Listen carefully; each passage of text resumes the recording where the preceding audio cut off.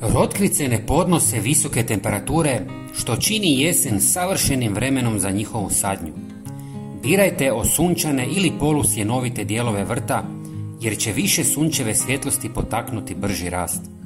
Ove biljke rastu vrlo brzo, pa ćete prve plodove moći ubrati već za 20 do 30 dana nakon sjetve.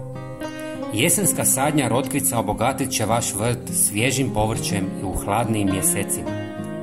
Da biste postigli najbolje rezultate, pravilna priprema tla je ključna.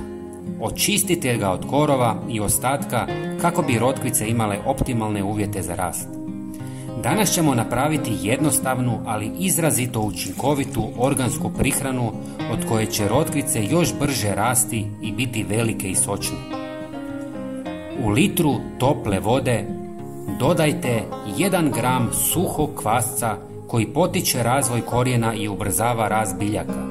Kvasac je bogat vitaminima, mineralima i aminokiselinama, što ga čini izvrsnim dodatkom za vaše povrće.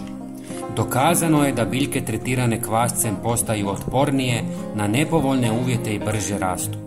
Kako bi fermentacija bila uspješnija, u otopinu možete dodati žličicu šećera i ostaviti da odstoji nekoliko sati. Zalijevajte rotkvice ovom otopinom 10 dana nakon sadnje kako biste osigurali velike plodove. Prijatelji, ne zaboravite se pretplatiti na naš kanal kako biste prvi saznali najnovije savjete. Pretplata je potpuno besplatna. Hvala vam na podršci i srdačan pozdrav!